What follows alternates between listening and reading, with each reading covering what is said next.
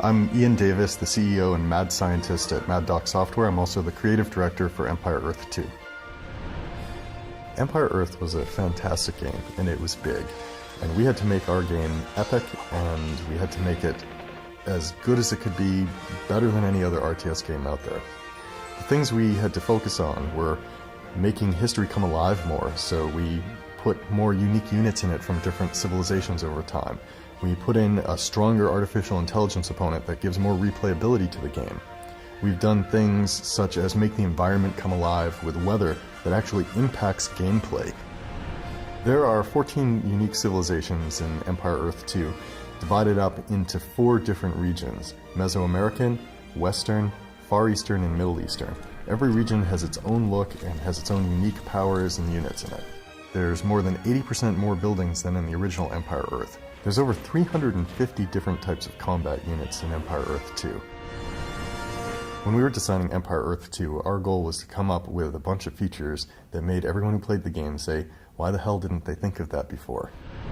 The Citizen Manager is one of the earliest things we put into Empire Earth 2 that made people really excited about the game. In most real-time strategy games, you have to grab each individual citizen and send them to their resource or task. In Empire Earth 2, you have the option of going to the Citizen Manager screen, and it will show you how many citizens are harvesting each resource. You can pick guys off of that resource, and the AI figures out the best resource pile for them to go to. It's that simple. The picture-in-picture is one of my favorite features in Empire Earth 2. And what it makes easier for the player is that you don't have to scroll around the map in order to do things that involve 2 different locations on the map. With the war planning system, you pull up a full-screen map, and it's like a paint program. I choose a color, I select an arrow, I draw an arrow across the map. It shows exactly where they're supposed to come in from, where they're supposed to go. I can put X's down to say attack when you get there, send it to him, he accepts it, and then we both get the war plan on our mini-maps and shows us exactly where to go. What I found is every single time I use a war plan to coordinate my allies, we win that battle.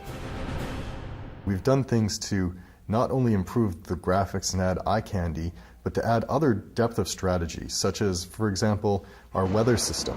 And every different type of terrain you can play in, there are types of weather that impact gameplay. So if you have a blizzard going on, your line of sight is reduced. If you have a tropical hurricane going on, not only do you have reduced line of sight, some units move slower, but airplanes are grounded and ineffective in combat.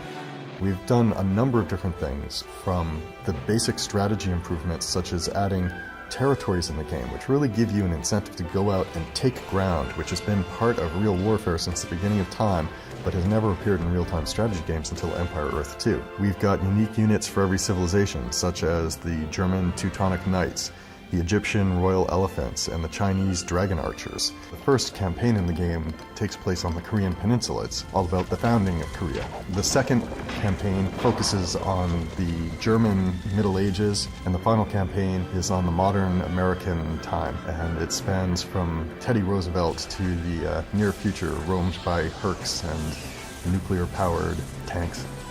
Every region and every civilization has its own units that have unique look and unique powers. We decided to make the multiplayer experience in Empire Earth 2 a big part of the game, as well as an easy part to get into. You can play over the internet, you can play over local area nets. It's as simple as just logging in, creating a game, or joining one of the existing games that's out there. One of the features I'm most proud of in the multiplayer Empire Earth 2 experience is Quick Start. And I think this is the feature that, more than any in the game, is one that made me say, why didn't we think of that before? Quick Start lets you set up a base automatically. It lets you choose from a number of different options, and it will automatically lay down buildings and start you with units. In Empire Earth 2, we've added an awful lot of depth to diplomacy, and a lot of it comes out of a new mode we've put into both multiplayer and skirmish called Sole Survivor. In Sole Survivor, what happens is only one person can win the game. It makes a big difference when you're playing a game where you know only one person can win. It keeps you on the edge of your seat the whole time, and you're always angling for who you can ally with who will give you a boost right now, but you can really screw later.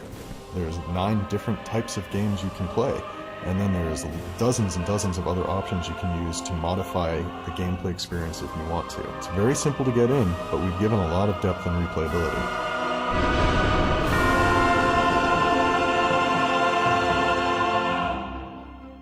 Rated T for Teen.